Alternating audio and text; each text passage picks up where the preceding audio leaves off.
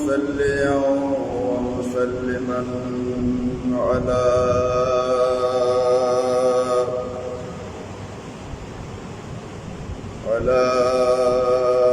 حبيبك خير الخلق كلهم.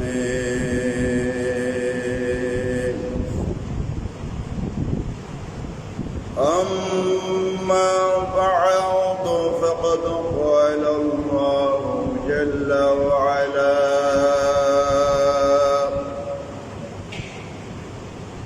في شان حبيبه ومحبوبه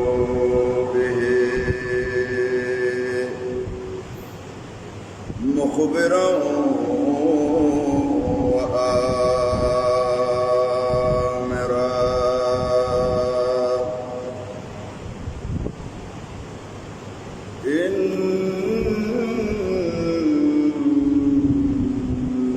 الله وملائكته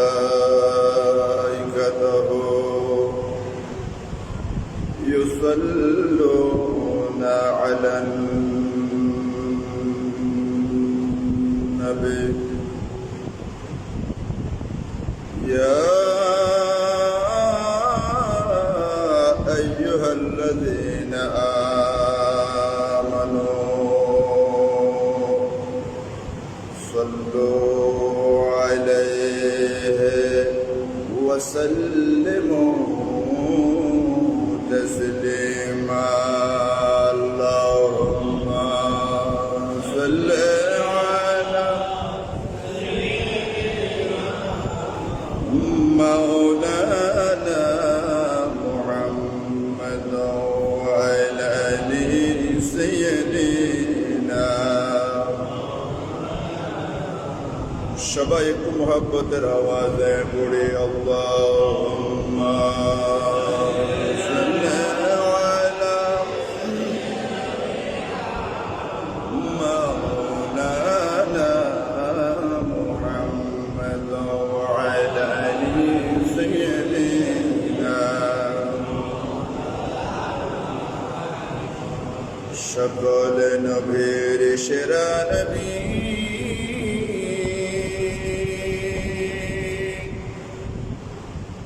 আছেন সোনার মদিনা, স্বর্ণের চাইতে দামি রে ভাই মদিনার ধুলি কণা। আল্লাহুম্মা সাল্লি আলা মাওলানা سيدنا صلاتنا يا رسول الله عليكم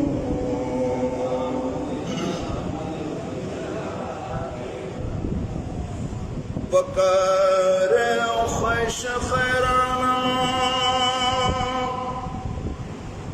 أغثني يا رسول الله پریشانم پریشانم اغثني يا رسول الله صلاتنا يا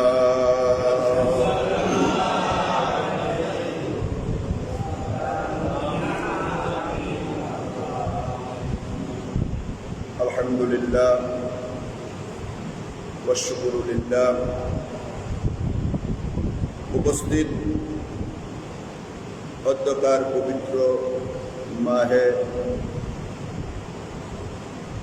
জুলহজ চাঁদের, কোরবানির চাঁদের, হজের চাঁদের প্রথম জুমার দিবসে অত্র হাজু মাঝিপাড়া জামে মসজিদে উপস্থিত আমার পরম শ্রদ্ধাভাজন গুজরাতে উলামায়ে কিরাম, ফুদলায়ে আযম, বুজুর্গান-ই-দ্বীন, আমার প্রাণপ্রিয় বয়োজ্যেষ্ঠ বাবার সমতুল্য মুরব্বিবৃন্দ, নওজওয়ান স্কুল, কলেজ, মাদ্রাসার ছাত্রছাত্রীরা, মাইকের আওয়াজ যতটুকু যাচ্ছে এলাকার পর্দানসীন আমার মা খালা, মা ও বোনেরা, অতীব আদরের স্নেহধন্য ছোট ছোট মাসুম ছাড়া। رحمني ورحمكم الله تعالى عز وجل. السلام عليكم ورحمة الله. আল্লাহ পাক রব্বুল আলামিনের আলিশান বরকতময় দরবারে বেহদ বেশুমার লাখ কোটিবার শুকরিয়া জ্ঞাপন করছি যে রব্বুল আলামিন হিজরি চাঁদের আরবি চাঁদের শেষ মাসে আল্লাহর ঘরের মেহমান যাদেরকে আল্লাহ কবুল করেছেন তারা আল্লাহর ঘরে হজ করার জন্য আল্লাহর ঘরের আশেপাশে অবস্থান নিয়েছেন।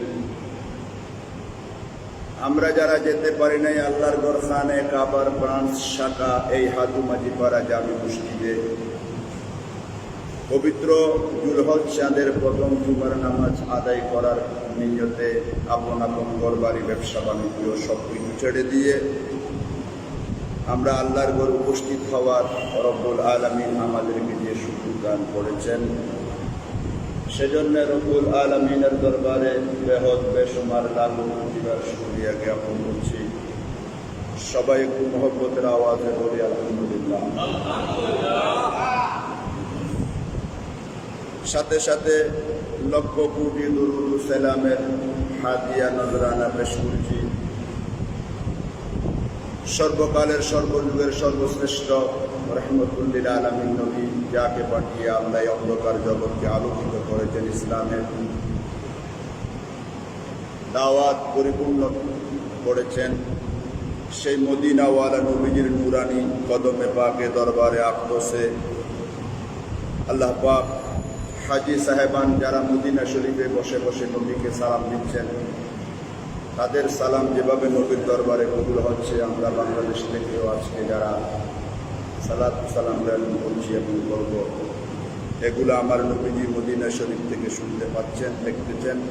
সেই ক্ষমতা আল্লাহ আমার নবীকে দান করেছেন এবং অগণিত ফেরেশতা নবীজির কদমে উম্মতের দরুদ ও সালাম পৌঁছিয়ে দেওয়ার জন্য আল্লাহর পক্ষ থেকে ব্যবস্থা করেছেন।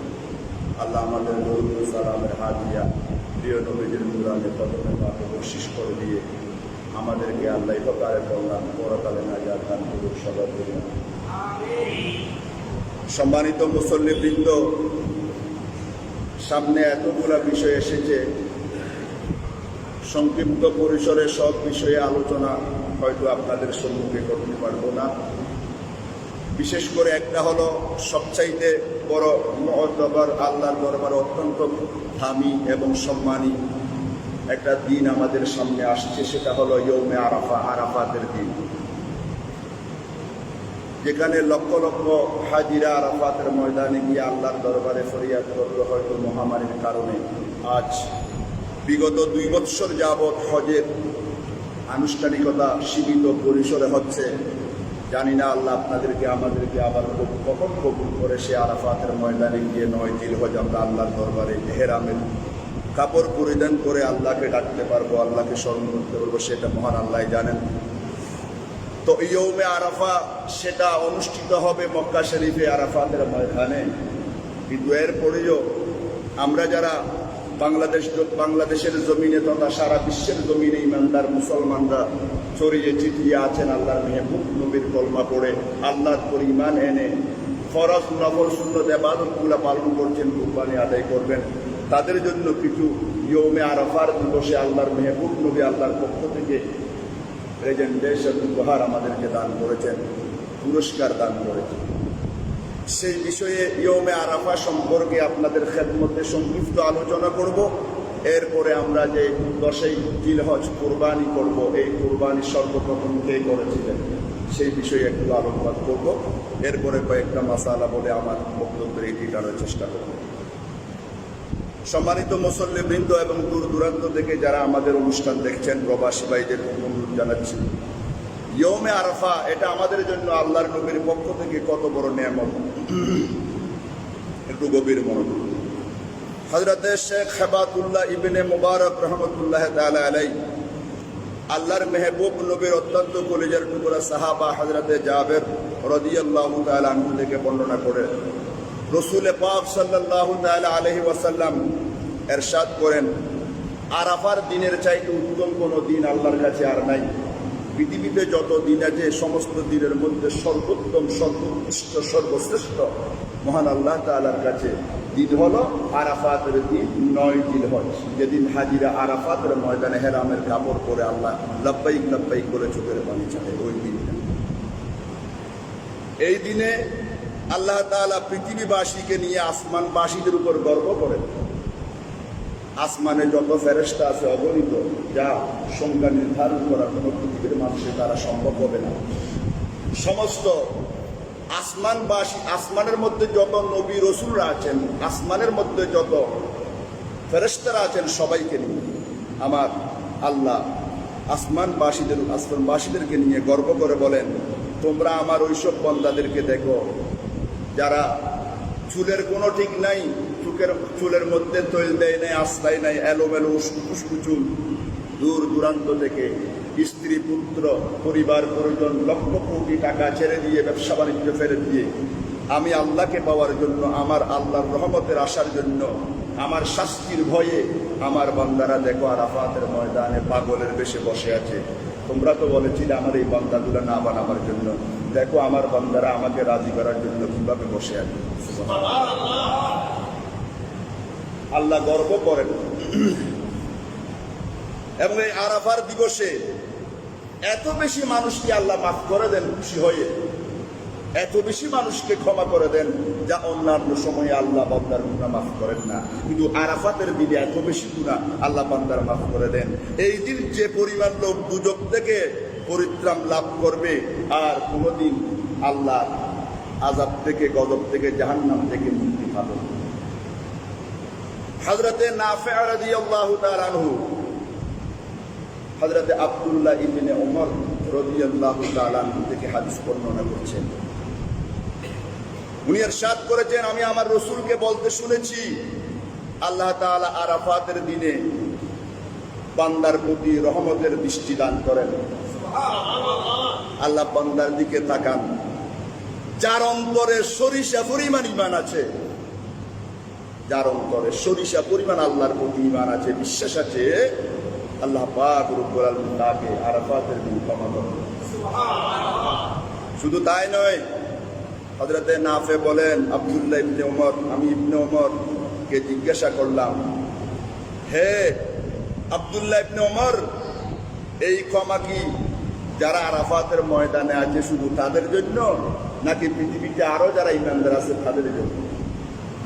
হযরত আব্দুল্লাহ ইবনে ওমর রাদিয়াল্লাহু আনহু বললেন, না না না না, এটা আরাফাতবাসীর জন্য শুধু নয়, এই ক্ষমা পৃথিবীর সমস্ত ঈমানদারদের জন্য, যে যেখানে আছে।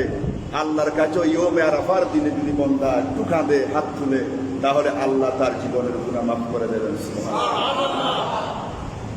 আমরা হজে যেতে পারি নাই, মনে দুঃখ নেই, হয়তো পারি না, এটা আল্লাহর হুকুম, কিন্তু আপনি যদি আরাফাতের দিবসে এখানে থেকেও একটা রোজা রেখে আল্লাহর দরবারে যদি ফরিয়াদ করে বলেন, আল্লাহ আরাফাতের ময়দানে গিয়ে তো আমার সামর্থ্য নাই তোমাকে কাফনের কাফন করে ডাকার জন্য, আজকে আমি বাংলাদেশে বসে রোজার মাধ্যমে তোমাকে স্মরণ করছি, আল্লাহ তাআলা ইয়ৌমে আরাফাতের দিন আপনার গুনাহ আমার গুনাহ ক্ষমা করে দেবেন। আরাফাবাসীদের সাথে সাথে সবাই বলে আলহামদুলিল্লাহ। শুধু তাই নয়, এই আরাফাতের দিবসে আল্লাহ পাক রব্বুল আলামিন এত বেশি ফেরেশতা নাজিল করেন জমিনে, যে বান্দারা আমাকে কে স্মরণ করছে, দেখো আজকে আরাফাতের দিবসে আমি আমার বান্দার দিকে রহমতের দৃষ্টি দিয়ে তাকাইলাম, আমি আমার বান্দার জীবনের গুনাহগুলো মাফ করে দেব। তাই আপনাদের খেদমতে আরজ করব, আপনারা অন্তত আরাফাতের দিন একটা রোজা রাখার চেষ্টা করবেন সপরিবারে। আমি গত জুমায় বলেছিলাম, বাংলাদেশে আরাফাতের দিবস হবে 8 তারিখ সৌদি আরবের সময়, আর যদি বাংলাদেশের টাইমে থাকতে চান তাহলে হবে মঙ্গলবার। তো আপনারা যদি আল্লাহ যে পৃথিবীর মুসলমান যেখানে আছে ওই টাইম অনুযায়ী আরাফা দিবস যদিও বা মক্কা শরীফে না গিয়েও হয়ে যায়, কিন্তু আল্লাহ মহান, আল্লাহ কি আল্লাহ মহান, আল্লাহ পৃথিবীতে যে যেখানে আছে সেখানে সে যে তারিখ পাবে ওই তারিখ অনুযায়ী সে ইবাদত করলে সেটা ওই আরাফাতের দিবসের সওয়াব সে পেয়ে যাবে। সুবহানাল্লাহ। কারণ আমাদের দেশে আমরা এখন জুমার নামাজ পড়ি, সৌদি আরবে এখন জুমার টাইম হয় না, ঠিক না? ওরা পড়বে আরো 3 ঘন্টা পড়ে। তো আমাদের জুমার নামাজ কি আল্লাহর দরবারে কবুল হবে না? অবশ্যই। তেমনিভাবে রোজাও, হয়তো অনেকে বলতে পারেন হুজুর আরাফাত তো ওইখানে 8 তারিখ হয়ে যাবে, আমরা 9 তারিখ থাকলে কি হবে? না, হবে, কোনো অসুবিধা নাই। তবে নিজের একটু মনের শান্তির জন্য 2টা রোজা আপনারা রাখতে পারেন। অনেক বান্দা আছে প্রতিদিন রেখে দিয়েছে, একটা রোজাও ভাঙে না। 1 তারিখ থেকে 9 তারিখ পর্যন্ত অনেক বান্দা রোজা রেখেছে। তাই আপনাদের খেদমতে আরজ করল, আল্লাহ আমাদেরকে আরাফার দিনটাকে স্মরণ করার তৌফিক দান করুন। আসুন, সংক্ষিপ্ত আলোচনা, বেশি দীর্ঘ আলোচনা জুমার টাইমে করা যায়। আমরা যে কোরবানি দিব, এই কোরবানিটা সর্বপ্রথম কে করেছিল এবং আমরা কার কোরবানিটা আদায় দিব? আমাদের উপর যে কোরবানি ওয়াজিব হয়েছে, আমরা কোন বিধানটা পালন করি এবং সর্বপ্রথম কার কোরবানি আল্লাহ দরবারে করি? আমি হয়তো আপনাদের খেদমতে অনেকবার এটা আরোপ করেছি, আমার মনে আছে। তারপরেও আপনাদের স্মরণে, মেমোরিতে আবার সেটা জাগিয়ে দেওয়ার জন্য এই আলোচনাটা আমরা করছি। আপনারা জানেন হযরত আদম মুস্তাফিউল্লাহ এবং মা হাওয়া আলাইহিস সালামকে যখন পৃথিবীতে আল্লাহ পাঠিয়ে দিয়েছেন, ওনারা 350 বৎসর বিচ্ছেদের পরে ওনাদের সাথে আরাফাতের ময়দানে দেখা হয়েছে, জবলে রহমতের পাশে। আরাফা মানে পরিচয়ের স্থান। 350 বৎসর বিচ্ছেদের পর যখন মা হাওয়া, বাবা আদম আরাফাতের জবলে রহমতের পাশে ওনাদের দেখা হয়েছে, সেজন্য ওই জায়গাটার নাম হলো আরাফা, অর্থাৎ পরিচিতির জায়গা, পরিচিতির স্থান, আরাফাতের ময়দান, সেজন্য নামকরণ করা হয়। তো ওনারা দুনিয়াতে আসার পর যখন ওনাদের সাথে দেখা হলো, ওনারা আরাফাতের ময়দান থেকে পায়ে হেঁটে জবলে রহমতের পাশ থেকে পায়ে হেঁটে দুজন আমাদের মা বাবা মুজদালিফার মধ্যে এসে, কোথায় এসেছিল? মুজদালিফা। আপনারা যারা হজে যান না তারা বুঝতে পারবেন না, কিন্তু যারা হজে গেছেন তারা বুঝতে পেরেছেন। মুজদালিফা হজ করে আরাফাতের ময়দান থেকে সরাসরি পায়ে হেঁটে বা গাড়িতে করে 7 কিলোমিটার জায়গা আপনাকে মুজদালিফা এসে, খোলা আকাশের নিচে, কোনো প্যান্ডেল নাই, কোনো সামিয়ানা নাই, কিছু নাই, কোনো দোকানপাট নেই, পকেটে যা আছে তা খাবার মাত্র খাওয়া যায়। সেখানে আপনাকে রাত্রি যাপন করতে হয়। কেন? অর্থাৎ আমাদের বাবা আদম এবং মা হাওয়ার সাথে প্রথম বাসর রাত হয়েছিল এই মুজদালিফার ময়দানে, মুজদালিফার মাঠে। সেটা আল্লাহর কাছে ভালো লেগেছে। সেজন্য হাজিদের হজ করতে গিয়ে 3টা ফরজ এবং 6টা ওয়াজিবের মধ্যে একটা ওয়াজিব হলো ওই মুজদালিফার মাঠে রাত্রি যাপন করা। কারণ আমাদের বাবা মা সেখানে রাত যাপন করেছিল, এই আনুষ্ঠানিকতাটা জিন্দা রাখার জন্য, এই স্মৃতিচারণ করার জন্য। সুবহানাল্লাহ। সেজন্য আমরা মুজদালিফার মাঠে গিয়ে এহরামের কাপড় পরে খোলা আকাশের নিচে মাটিতে শুয়ে থাকি, তাহাজ্জুদ বা যেটা সুযোগ পাই করি। তো আমাদের মা বাবা, ওনাদের প্রথম সাক্ষাতের পর ওনাদের প্রথম বাসর হয়েছিল এই মুজদালিফার মাঠে। এটা অনেক লম্বা আলোচনা, ঘন্টার পর ঘন্টা চলে যাবে, শেষ হবে না। তো বাবা আদম এবং মা হাওয়া পৃথিবীতে আসার পরে, ওনাদের মিলন হওয়ার পরে মা হাওয়া 41 বার কনসিভ হয়েছে। কনসিভ মানে প্রেগনেন্ট, উনি হামেলা যাকে বলে আরবি, উনি গর্ভবতী হয়েছিল। কয়বার? 41 বার গর্ভবতী হয়েছে মা হাওয়া। বাবা আদম 1000 বছর হায়াত পেয়েছে। উনি লম্বা ছিলেন 120 হাত লম্বা। বাবা আদম কতটুকু লম্বা ছিলেন? 120 হাত লম্বা ছিলেন। এত লম্বা সর্বপ্রথম পৃথিবীতে যিনাকে আল্লাহ পাঠিয়েছেন। 41 বার গর্ভধারণ করার পরে প্রতিবারে 2টা সন্তান হতো ওনার কাছে, একটা মেয়ে একটা ছেলে, একটা মেয়ে একটা ছেলে। এইভাবে উনি 41 বার, 40 বারে 2টা, 41 বারে একটা সন্তান হয়েছে। আর ওই সন্তানের নাম রাখা হয়েছিল হযরত শীশ আলাইহিস সালাম, যিনি আদম আলাইহিস সালামের পরে নবী হয়েছে। 41তম সন্তান একটা হয়েছে, 2টা না। ওই 40 বারে হয়েছে 2টা, তাহলে 40 কয়টা হয়? 80। 40টা মেয়ে, 40টা ছেলে, আর একটা ছেলে আবার 81।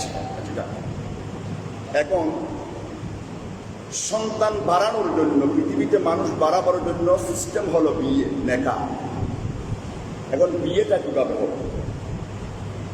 তখন আল্লাহর কাছে আবেদন করলেন, আল্লাহ, আমার ছেলেদের মধ্যে আমি বিয়ে কিভাবে দেব? তখন আল্লাহ বললেন, প্রথম জোড়ার ছেলের সাথে দ্বিতীয় জোড়ার মেয়ের সাথে বিয়ে হবে। বুঝতে পেরেছেন আপনারা? প্রথম জোড়া জোড়া জোড়া সন্তান হবে, একটা মেয়ে একটা ছেলে। প্রথম জোড়ার ছেলের সাথে দ্বিতীয় জোড়ার মেয়ে, দ্বিতীয় জোড়ার মেয়ের সাথে প্রথম জোড়ার ছেলের সাথে বিয়ে হবে। এটা হলো আদম আলাইহিস সালামের শরীয়তে বিয়ের সিস্টেম। এখন আদম আলাইহিস সালামের দুটা সন্তান, একটার নাম হলো হাবিল আর একটার নাম হলো কাবিল। হাবিল ছিল নেককার, ফরহেজগার, ইমানদার, আল্লাহকে মানতেন, আর কাবিল ছিল বেয়াদব, গাদ্দার, গোয়ান। এখন হাবিলের সাথে যে মেয়ে হয়েছে সেটা হলো অসুন্দর, কুশ্রী, তার নাম হলো লবুদা। কাবিলের সাথে যে মেয়ে হয়েছে এটা হয়েছে সবচাইতে সুন্দরী, তার নাম হলো আকলিমা। আপনারা ভালো করে খেয়াল করবেন, হাবিল আর কাবিল। হাবিলের জোড়ার সাথে যেটা হয়েছে মেয়ে সেটা হলো অসুন্দর মেয়ে, সুশ্রী ছিল না, একটু অসুন্দর ছিল, কদাচে ছিল। আর কাবিলের সাথে যে মেয়ে হয়েছে সেটা হলো সুন্দরী, রূপবতী, আকলিমা। এখন শরীয়তে উভয়ের বিয়ে হবে। এখন বিয়ের সিস্টেম হলো কাবিল করবে অসুন্দর মেয়ে, হাবিল করবে সুন্দর মেয়ে। এখন আগে বলেছিলাম কাবিল হলো দুষ্ট, সে বাবাকে সাফ সাফ জানিয়ে দিল, এটা কখনো আমি মেনে নেব না, এটা আমি কোনো প্রকারে মেনে নেব না। আমি আমার সাথে যেটা হয়েছে সুন্দরী মহিলা, আমি এটাকে আমার বোনকে বিয়ে করব। আদম আলাইহিস সালাম বললেন, আমার আল্লাহ তো আমাকে সেটা মানা করেছেন, আমার শরীয়তে এটা হারাম, তোমার সাথে যেটা হয়েছে সেটা তুমি বিয়ে করতে পারবে না, এটা সম্ভব নয়, তুমি করবে তোমার ভাইয়ের সাথে যেটা হয়েছে তোমার বোনেটাকে। ও বলে, না, সেটা আমি মানবো না, আমি আমার ভাইকে হত্যা করে ফেলবো। নাউযুবিল্লাহি মিন যালিক। পৃথিবীতে সর্বপ্রথম হত্যাকাণ্ড এই কাবিলই করেছিল নিজের ভাইকে। যাক, গভীর মনোযোগ আপনাদের চাই। এখন কাবিল বাদশা বলল, আমি আমার সাথে যে সুশ্রী মেয়ে হয়েছে আমি তাকে বিয়ে করবো। আদম আলাইহিস সালাম বলে, সেটা হবে না, তুমি বিয়ে করতে হবে তোমার ভাইয়ের সাথে যেটা লবুদা, লবুদাকে আকলিমাকে করবে হাবিল, হাবিল হলো নেককার সন্তান। কিন্তু কাবিল যখন ঘোষণা দিল, আমি আমার ভাইকে হত্যা করে ফেলবো, আমি আমার ভাইকে মেরে ফেলবো, আমি আমার ভাইকে দুনিয়া থেকে শেষ করে দেব, যেমন হযরতে ইব্রাহিম আলাইহিস সালাম ব্যাপারে যেখানে আলোচনা হয়েছে কোরআনে, সেখানেও এই আয়াতগুলো এসেছে, আল্লাহ পাক রব্বুল আলামিন স্পষ্ট করে বর্ণনা করে। এখন কাবিল বলে যে আমি আমার ভাইকে হত্যা করে দেব, কিন্তু হাবিল সে বলে, আমি আল্লাহকে ভয় করি, আমি তোমাকে হত্যার জন্য আমার হাত আমার ভাইয়ের দিকে বাড়াবো না। এখন হযরতে আদম আলাইহিস সালাম উনি বললেন বড় সমস্যায়, ভাইদের মধ্যে বিরোধ সৃষ্টি হলো। এখন এই কাবিল মানতেছে না, তার সাথে যেটা হয়েছে তাকে বিয়ে করতে চায়, এখন কি করবে? তখন আল্লাহর দরবারে ফরিয়াদ করলেন, আল্লাহ, আপনি একটু মেহেরবানি করে আমাকে ফয়সালা দেন, আমার ছেলেদের মধ্যে মতবিরোধ সৃষ্টি হয়েছে বিয়ে নিয়ে, এখন আমি তো পারছি না তাদেরকে, এখন আপনি আল্লাহ আমাকে একটা সমাধান দিয়ে দেন। তখন আল্লাহ বললেন, ঠিক আছে, তারা উভয়কে বলো মাঠের মধ্যে কোরবানি দেওয়ার জন্য। কি দেবে? সর্বপ্রথম কোরবানি। কোরবানি মানে বিসর্জন দেওয়া। কোরবানি মানে কি? ত্যাগ করা, সম্পদ দিয়ে দেওয়া আল্লাহর জন্য, বিসর্জন দেওয়া। তো কোরবানির সিস্টেম কি ছিল? হাবিল ও দুম্বা, ভেড়া, ছাগল এগুলা লালন পালন করত, আর কাবিল সে হাল চাষ করত, গম, জব, ভুট্টা এগুলার চাষ করত। তখন আল্লাহ বললেন, ঠিক আছে, হাবিলকে বলো তার সম্পদ থেকে আমার জন্য কোরবানি দেওয়ার জন্য। সে একটা সুন্দর একটা দুম্বা কোরবানি দেওয়ার জন্য মাঠে নিয়ে গেল। আর কাবিল কৃষিকার্য করে যে ফল আদি সে পেয়েছে সেখান থেকে কিছু গম, জব, ভুট্টা এগুলো নিয়ে মাঠের মধ্যে রাখলো। এখন কোরবানিটা কবুল কিভাবে হবে? হাবিল কোরবানি দিয়েছে ওনার দুম্বা, আর ওই হাবিল তার কৃষি সম্পদ নিয়ে রেখেছে আল্লাহকে কোরবানি দিয়েছে। এখন তৎকালীন সময়ে সিস্টেম ছিল, যার কোরবানি কবুল হয়েছে সাথে সাথে আসমান থেকে একটা আলো এসে ওইটা জ্বালিয়ে ফেলত। সুবহানাল্লাহ। কি করত? জ্বালিয়ে ফেলত। এখন হাবিলের কোরবানি যখন দিল, আর হাবিল সে দুষ্ট ছিল, তার দান জব যেগুলো সে দিয়েছে সেগুলো পড়ে আছে, আর হাবিলের কোরবানি আল্লাহর পক্ষ থেকে কবুল হয়ে গেছে। কি হয়েছে? কোরবানি কবুল হয়ে গেছে। কারটা? হাবিলের, আদম আলাইহিস সালামের সন্তান।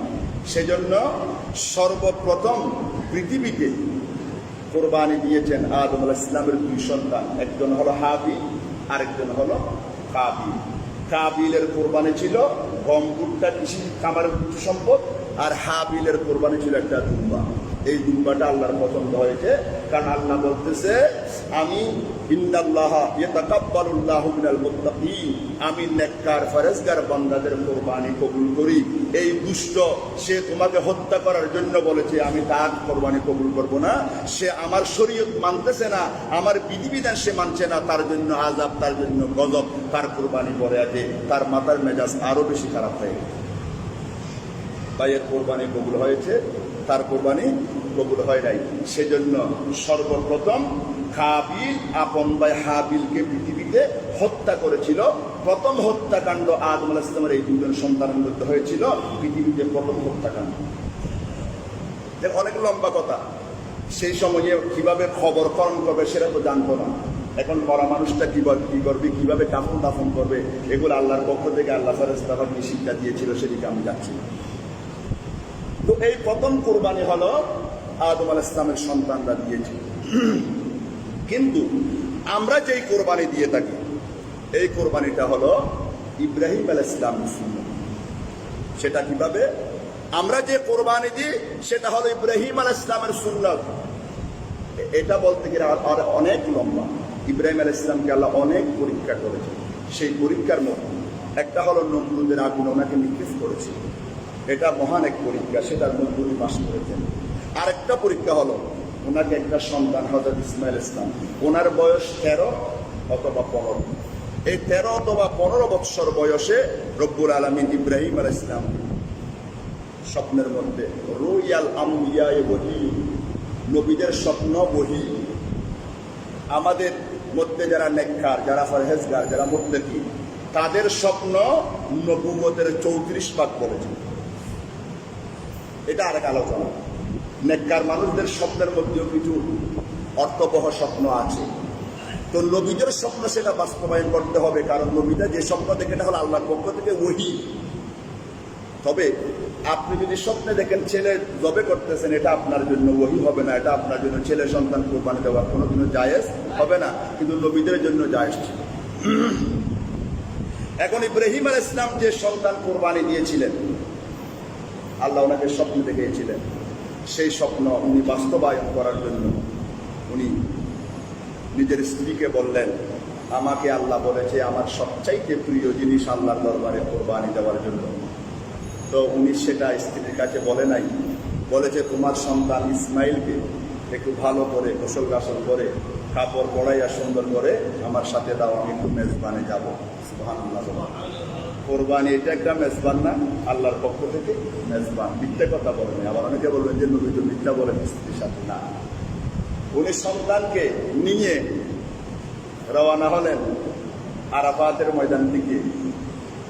যেতে যেতে বর্তমানে যেটা জামারা মিনা যেখানে, সেখানে গেলেন। আর উনি ঘর থেকে বাইর হওয়ার সাথে সাথে শয়তান বিবি হাজেরাকে গিয়ে বললেন, এই হাজেরা, আপনার স্বামী ইব্রাহিম আলাইহিস সালাম আপনার সন্তানকে কোথায় নিয়ে যাচ্ছে জানেন? বলে, আমি তো জানি না, বলেছে মেজবানে নিয়ে যাবে। শয়তান বলল, আপনার সন্তানকে কোরবানি করে দেওয়ার জন্য নিয়ে যাচ্ছে। বিবি হাজেরা আশ্চর্য হয়ে বলে, পৃথিবীতে কি এরকম কোনো বাবা আছে যে নিজের সন্তানকে নিজ হাতে কোরবানি দেয়? তখন শয়তান বলল, আল্লাহকে খুশি করার জন্য, আল্লাহকে রাজি করার জন্য সন্তান কোরবানি দেওয়ার জন্য নিয়ে যাচ্ছে। তখন বিবি হাজেরা বলে, আল্লাহু আকবার, আমার সন্তানকে কোরবানি করে যদি আমার আল্লাহকে খুশি করা যায়, আল্লাহ আমাকে আরো 1000 সন্তান দান করুক, আমি সবগুলো আল্লাহর রাস্তায় কোরবানি করব। শয়তান বিপদে পড়ে গেল। তখন বিবি হাজেরাকে ওয়াসওয়াসা দিতে না পেরে আবার দৌড়ে আসলো হযরত ইব্রাহিম আলাইহিস সালামের কাছে। ইব্রাহিম আলাইহিস সালামের পাশ দিয়ে ইব্রাহিম আলাইহিস সালাম আগে আগে হাঁটতেছে, হযরত ইসমাইল বয়স মাত্র 13, তিনি পিছনে পিছনে একটু বলে, বাবা দাঁড়াও দাঁড়াও দাঁড়াও, তুমি কোথায় যাচ্ছ? বলে আমি আমার বাবার সাথে মেজবানে যাচ্ছি। না, তোমাকে মেজবানে নিয়ে যাচ্ছে না, তোমাকে কোরবানি করার জন্য নিয়ে যাচ্ছে। ও মা, যেমন মা তেমন ছেলে।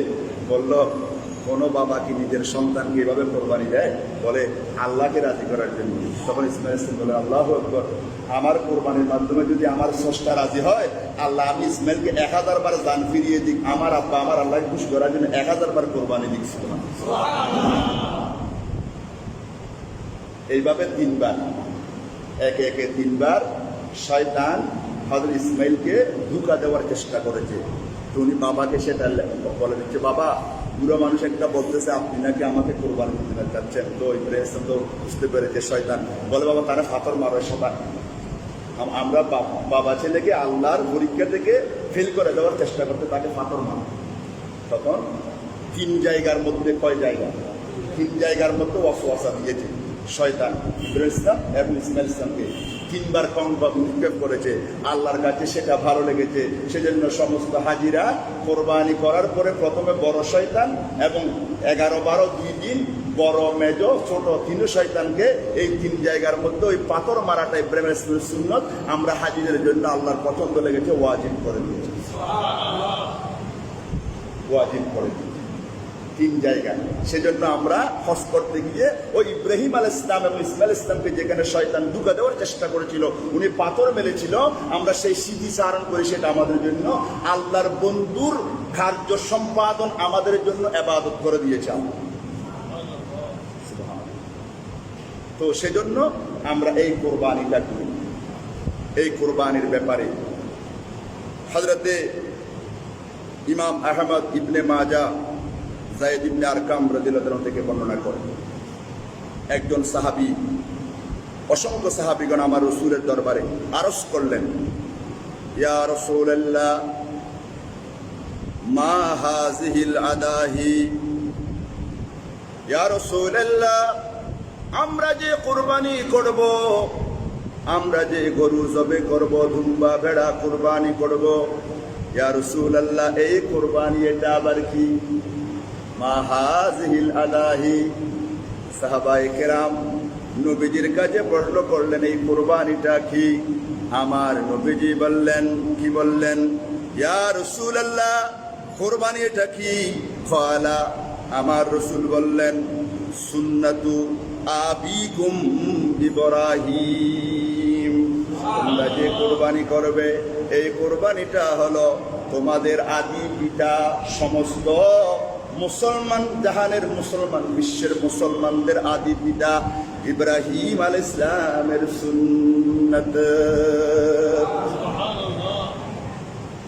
এটা হলো তোমাদের আদি পিতা হযরত ইব্রাহিম আলাইহিস সালামের সুন্নাত। কারণ সমস্ত মানব গোষ্ঠীর আব্বা হলো আদম, আর মুসলমানদের বাবা হলো ইব্রাহিম আলাইহিস সালাম। এটা একটা ঘটনা আছে, সেদিকে যাচ্ছে। তো বললেন সুন্নাতু আবিকুম ইব্রাহিমা, এটা তোমাদের বাবার সুন্নাত। ফামালানা ফিহা ইয়া রাসূলুল্লাহ, আমরা যে কোরবানি করব এই কোরবানি করলে আমাদের লাভটা কি? সুবহানাল্লাহ। আমরা সবাই তো আল্লাহ দিন, আল্লাহ কবুল করলে যাদেরকে তৌফিক দিয়েছেন কোরবানি ইনশাআল্লাহ করবো আমরা আল্লাহ। কারণ কোরবানির মাসালা 5 মিনিট কোরবানির মাসালা আলোচনা করবো, সেখানে বলবো। তখন বললেন, ইয়া রাসূলুল্লাহ মা ফামালানা ফিহা ইয়া রাসূলুল্লাহ, এই কোরবানির মধ্যে আমাদের জন্য কি কল্যাণ আছে? আমার নবীজি বললেন, ক্বালা বিকুল্লি শা'রাতিন হাসানা, ও আমার সাহাবীরা তুমি যে কোরবানি দেবে ওই কোরবানির পশুর শরীরের মধ্যে যত পশম আছে, পশম বুঝতে পারবেন, ক্যাশ, ওই কোরবানি আপনি যেই কোরবানি দেবেন ওই কোরবানির পশুর মধ্যে যত পশম আছে এই পশম যদি হাদুমাদি পাড়া এরিয়ার সমস্ত মানুষকে এক জায়গায় বসিয়ে দিয়ে একটা কোরবানির পশুর পশম আপনারা গণনা করতে পারবেন? আল্লাহ পারবে কিনা বলেন না বাবা, পারবে কিনা? পারবে। আল্লাহ বলেছেন, নবীজি বলেছেন, তোমাদের কোনো সামর্থ্য নাই, তোমরা পারবে না। একটা পশুর শরীরে কত পশম আছে, কিন্তু নবীজি বললেন তোমাদের জন্য কোরবানি করে লাভ হলো, তোমাদের ফায়দা হলো, তুমি যে পশু কোরবানি দেবে ওই কোরবানির পশুর প্রতিটা পশমের বিনিময়ে আল্লাহ তোমাকে একটা একটা করে নেকি দান করবে। আল্লাহ প্রতিটা পশু যেটা কোরবানি দেবেন এর পশম বরাবর আপনাকে আল্লাহ কি দেবেন? প্রতিটা পশম আল্লাহ গণনা করবেন এবং প্রতিটা পশমের বিনিময়ে একটা একটা হাসানা দেবেন। আবার হাসানা কাকে বলে এটা আরেক ওয়াজ। হাসানার একটা ব্যাখ্যা আছে, হাসানা কাকে বলে। আসেন, তখন সাহাবীরা বললেন, ক্বালু ইয়া রাসূলুল্লাহ ফাসসুফু, ইয়া রাসূলুল্লাহ বকরি। বকরি মানে কি? ছাগল। এখন ছাগল তো ছোট না হুজুর, যদি আমরা বকরি কোরবানি দিই, ছাগল কোরবানি দিই, সেইখানে আমরা সওয়াব পাবো। আমার নবী বললেন, বেকুল্লে শারাতিন মিনাস সুফে, প্রত্যেকটা বকরির পশম আল্লাহ হিসাব করে করে। যারা ছাগল দিয়ে, দুম্বা দিয়ে, ভেড়া দিয়ে কোরবানি দেবেন, আপনাদেরকেও আল্লাহ প্রতিটা পশমের বিনিময়ে একটা একটা করে আপনার আমল নামায় নেকি দান করবে। কারণ বাংলাদেশে গরু, মহিষ এগুলো দিয়ে আমরা কোরবানি করি, কিন্তু আমরা যখন হজে যাই আমাদের এখানে দুম্বা, বেড়া চারা কোনো উপায় থাকে, দুম্বা, বেড়া এগুলো দিয়ে আমরা বেশি কোরবানি করি। যাক, তো আপনাদের খেদমতে আরজ করছিলাম, এই কোরবানি আমরা দেব, এই কোরবানি আমরা করব আগামী 10ই জিলহজ। তবে কোরবানি যে আমরা করি, আমরা অনেকে মনে করি যে গরু কোনটার মধ্যে মাংস বেশি হবে, আমরা শরীরটার বেশি, একজনের বাগে যাতে বিসন্দেশ কেন্দ্র করে ফলো, এরকম চিন্তাধারা কোরবানের মধ্যে আনাও যাবে না। যে মাংসর ভাগে বেশি পাওয়ার জন্য কোরবানি বড় পশু ক্রয় করলেন, এটা যদি কারোর মধ্যে থাকে, একজন শরীরদের অন্তরে যদি তাকে কোরবানি হবে না। এই মাসালা মনে রাখবেন। তো হুজুর কিভাবে কোরবানি? আপনি কোরবানির পশুটা নির্ধারণ করবেন সুন্দর, সাজটা দেখার দরকার নাই, আল্লাহকে খুশি করার জন্য। বলেন কাকে? আল্লাহকে একমাত্র। এখানে মাংসের আশা করে, মাংস খাওয়ার চিন্তা করে, ফ্রিজের মধ্যে 2-6 মাস রেখে খেতে পারার চিন্তা করে যদি আপনি কোরবানি করেন, এই কোরবানি আল্লাহ তাআলা কবুল হবে। প্রথমে আপনাকে কোরবানির পশু নির্ধারণ করতে হবে সুন্দর। কারণ আমার নবীজি বলেছেন, তোমরা তোমাদের কোরবানির পশুটা সুন্দর দেখবে, কোনো যাতে সেটার মধ্যে দাগ না থাকে, কোনো রকমের ক্ষতি না থাকে, খানখানা, লেজখানা, ল্যাংড়া, অন্ধ এইরকম দেখে কিনবে না, সুন্দর পশু কিনবে। কেন? কারণ কালকে আমাদের ময়দানে এই পশু তোমার ফুলসেরাতের বাহন হবে। এটা কি হবে? সেজন্য পশু নির্ধারণ করার সময় যারা শরীরদারি কোরবান করবে, প্রথমে আপনাদের অন্তর থেকে এই ধরনের কোনো ধারণা থাকলে এগুলা সম্পূর্ণরূপে ধুইয়ে মুছে ফেলে দেন যে আমি মাংসের জন্য কোরবান দিচ্ছি, নাউযুবিল্লাহ। এটা মনে রাখবেন। তারপরে আসেন, কোরবানির পশু যে ক্রয় করব, সেখানে একটা টাকা যাতে হারামের টাকা না হয়। কোরবানির পশু আপনি যে কিনবেন, সেখানে যদি একটা টাকা যদি হারামের, সুদের টাকা, কারো কাছ থেকে অন্যায়ভাবে সম্পদ ভোগ করতেছেন, এই টাকা দিয়ে যদি কোরবানি করেন, এই কোরবানি কারো কোরবানি হবে না। সেজন্য নিজের কষ্টার্জিত, রক্ত জরা, ঘাম জরা পয়সা, যেগুলো হালাল রিজিক, এই হালাল রিজিক থেকে আপনি কোরবানি দিতে হবে, না হলে আপনার আমার কোরবানি কবুল হবে না। আচ্ছা, ঈদের দিন দুইটা, একটা হলো ঈদ উল ফিতর, আর একটা হলো ঈদ উল আদহা। কিন্তু আল্লাহ বলেছেন, নবীজি হাদিসে বলেছেন, আল্লাহর কাছে ঈদ উল ফিতরের চাইতে ঈদ উল আদহা বড়। কেন? ঈদ উল ফিতরে নামাজ পড়ে মানুষের ঘরে ঘরে কৌশলাদি বিনিময় করি, আর ঈদ উল আদহার দিন এমন কিছু বান্দা আছে শুধু পশু কুরবানি করে না, প্রত্যেকটা মানুষের কলবের মধ্যে একটা পশু আছে। কি আছে? যে যত ভালো দাবি করি প্রত্যেকের ভিতরে একটা পশুত্ব কাজ করে, যে পশুত্ব আমাকে গুনার দিকে নিয়ে যায়, নামাজ কাজা করায়, বাইয়ে বাইয়ে মারামারি লাগিয়ে দেয়, বন্ধুয়ে বন্ধুয়ে ফ্যাস লাগিয়ে দেয়। এটাকে বলে পশুত্ব। একটা আপনার আমার কলবের মধ্যে নফস, যেটা নফসের পশু, যেটা প্রতিনিয়ত আপনাকে বিপদগামী করার জন্য সব সময় আপনাকে দুঃখা দেওয়ার চেষ্টা করছে। কোনো মানুষকে পারে, কোনো ইমানদারকে পারে না।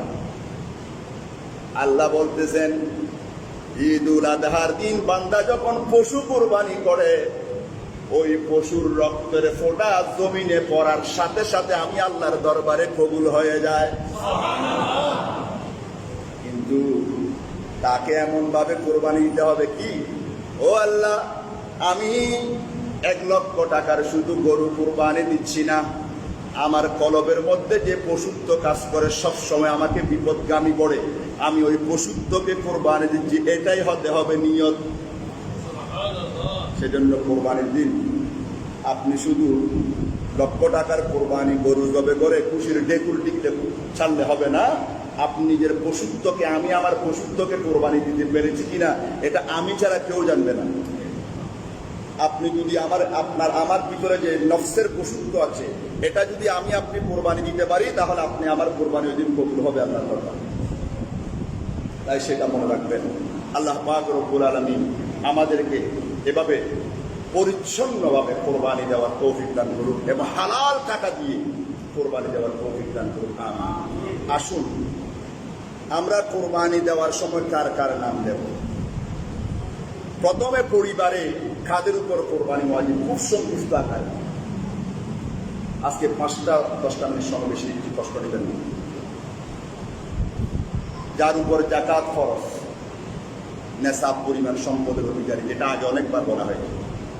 পরিবারে যে সমস্ত মানুষ জাকাত দেওয়ার উপযোগী, নারী পুরুষ, ওনাদের উপর কোরবানি দেওয়া ওয়াজিব। কোরবানি দেওয়া ওয়াজিব। পরিবারে যারা আছেন যাদের উপর জাকাত ফরজ, তাদের কোরবানি দেওয়ার পরে আপনি যদি একা কোরবানি করেন, আপনার গরুর অংশ কত? কয়টা বলেন না? 7 অংশ। এই 7 অংশের মধ্যে আপনি চাইলে আপনার মৃত মা বাবার নাম দিতে পারেন। আপনার মৃত মা বাবার নাম আপনি চাইলে দিতে পারেন। দিতে হবে এরকম কোনো মাসলা নেই। আমার কথা আপনারা বুঝতে পারছেন? যাদের উপর কোরবানি ওয়াজিব পরিবারে, তাদেরগুলা দেওয়ার পরে যদি আপনার অংশ থাকে, তাহলে আপনি চাইলে কিছু করতে পারবেন, মৃত মা বাবার নামে কোরবানি দিতে পারবেন। এবং আরো যদি দেখা যাচ্ছে আপনার স্বামী স্ত্রী সামর্থ্যবান, ছেলে মেয়েরা তেমন সামর্থ্যবান নয়, ছেলে মেয়েরা এখন আপনার অধীনে, তারা লেখাপড়া করে, তাদের কোরবানি আপনি চাইলে দিতে পারেন। কিন্তু আপনার মন চাচ্ছে যে আমার মা বাবার সম্পদ আমি ভোগ করছি, গাড়ি বাড়ি বিটা সব আমার বাবা আমাকে দিয়ে গেছে, আমার সন্তান বড় হলে তো কোরবানি করতে পারবে ইনশাআল্লাহ, আমার ছেলে তো এখনো কোরবানি ওয়াজিব হয় নাই। আপনি যদি খুশি মনে আপনার পিতা মাতার কোরবানি দিতে চান, তাহলে আপনি দিতে পারেন, কোনো অসুবিধা নাই। আপনাদেরকে বুঝাতে পেরেছি, এইটা মনে রাখবেন। তবে আরেকটা মাসালা মনে রাখবেন, কোনো মা বাবা মৃত্যুর সময় যদি বলে যে বাবা তুমি আমার কোরবানি করবে, যদি ওসিয়ত করে যায়, তাহলে ওনার কোরবানির ওসিয়তকৃত ওই অংশের মাংসগুলা গরিব মিসকিনকে দিয়ে দিতে হবে। যদি ওসিয়ত করে, ওসিয়ত না করলে আপনি খুশিতে যেটা করতেন সেটা আপনি ওই 3 ভাগ করবেন, যেটা নির্ণয় করেন একজন নিজের আত্মীয় গরিব মিসকিন। আপনারা কি মশলাটা বুঝতে পেরেছেন? ওসিয়তকৃত মাংস, ওসিয়তের কোনো মা বাবা করে যায় না, এটা জাস্ট একটা মশলা আসছে চোখের সামনে পড়েছে, আপনার বলবেন গেল। তারপরে আসেন, অনেকে প্রশ্ন করে হুজুর আমরা শরীকদার কোরবানির 3 ভাগ নিলাম, একটা অংশ বেঁচে গেছে, এটা কি আমরা নবীজির নামে দিতে পারি? হ্যাঁ। কেন? আমার নবীজি কত মেহেরবান ছিলেন। দেখেন, আমার নবীজি যেই বৎসর কোরবানি দিচ্ছেন, সেই বৎসর আমার নবীজি বললেন আমি আমার উম্মতের জন্য এই কোরবানিটা দিচ্ছি।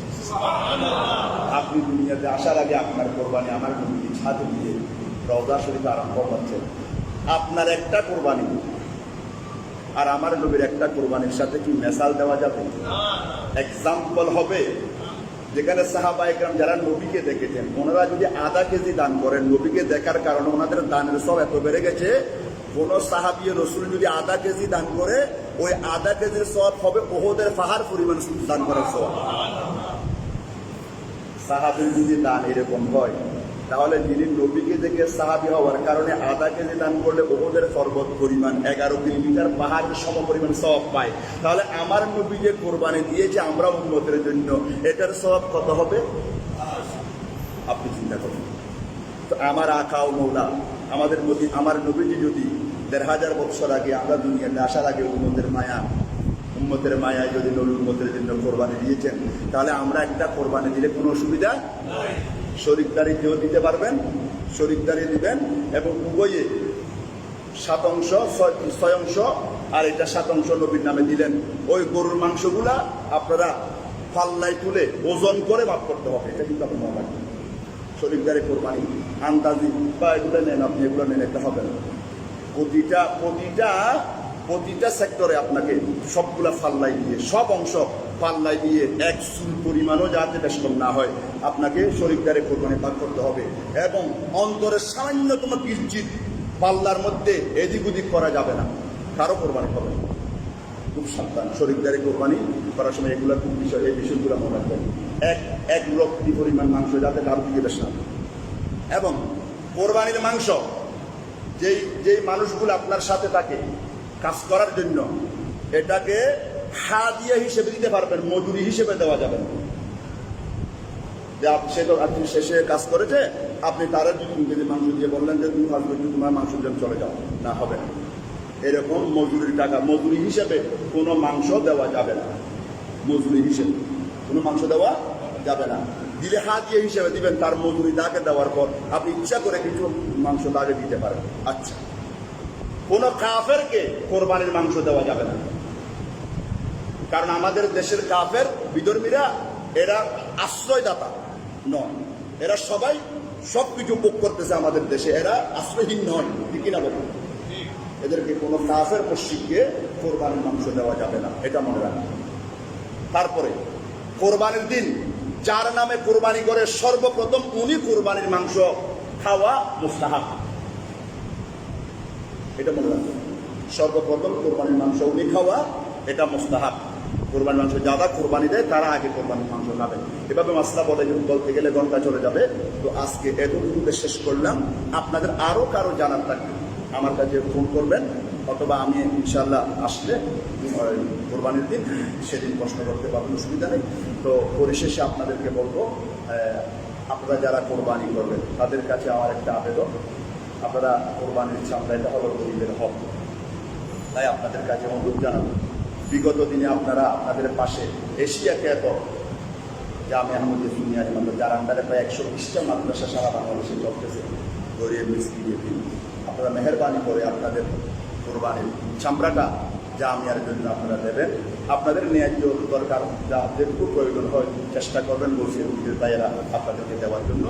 আপনারা নিজ দায়িত্বে আমাদের হাজি আমদাদ সাহেব ওনার সঞ্জরি দোকানের সামনে প্রতি বছর আপনারা আপনাদের চামড়াটা এনে দেন, সেখানে দেবেন। সামনে একটা ব্যানার লাগানো হয়েছে, সেখানে মোবাইল নম্বর দেওয়া আছে। আপনারা যদি কষ্ট করে আনতে না পারেন, যদি সুযোগ হয়, বা সেই নম্বরে ফোন করলে বসির ভাইয়েরা গিয়ে আপনার মানুষকে চামড়ার মাংস চামড়াটা কালেক্ট করবেন। প্রত্যেকের কাছে আমার অনুরোধ থাকবে, এটা হবে সদকায়ে জারিয়া।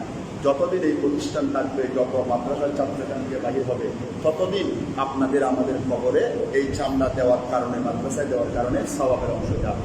তাই আপনাদের কাছে অনুরোধ জানালাম, আপনারা এই চামড়াটা, পশুর চামড়াটা আর সঞ্জরি দোকানের সামনে আমাদের দেশের সামনে দেবেন। আপনারা প্রত্যেকের কাছে অনুরোধ জানাবেন। তারপরে আসে আরেকটা ঘোষণা, সেটা হলো আগামী বুধবার কোরবানির দিন আমরা করবো, আল্লাহ যদি কবুল করে। তো আমাদের ঈদুল আজহার নামাজটা হবে এই মসজিদে 7:30। আপনারা সবাই শুনতে পেরেছেন, বুঝতে পেরেছেন? আমাদের ঈদের জামাত হবে কয়টায়? 7:30 হবে আমাদের ঈদের জামাত। আপনারা এই ঈদ আজহার জামাত হবে 7:30 তাই আপনারা সবাই মসজিদের গরিব টাইমকে ফলো করা হবে। কারো গরিব টাইম 5 মিনিট যদি চলে সেটা আমরা কিন্তু দায়ী নিতে পারবো না, তাই আপনারা মসজিদের গরিব টাইমে হবে।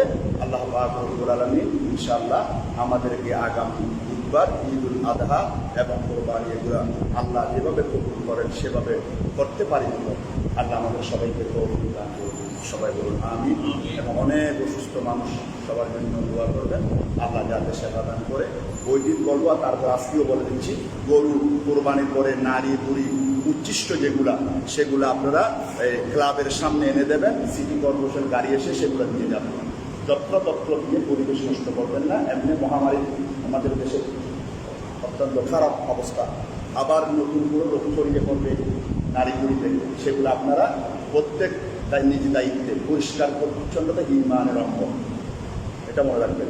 যাতে কোনো নারী বুড়ি যত্রতত্র ফেলে দিবেন, গন্ধ মানুষের অসুস্থতা সৃষ্টি হবে, সেদিকে লক্ষ্য রাখবেন। আপনাদের এই ক্লাবের সামনে নিয়ে আসবেন, এখান থেকে সিটি কর্পোরেশন গাড়ি নিয়ে যাবে। 10টা মিনিট আপনাদের বেশি খরচ করলাম, আমাকে নিয়ে ক্ষমা করবেন। আসসালামু আলাইকুম ওয়া রাহমাতুল্লাহ। আপনারা সবাই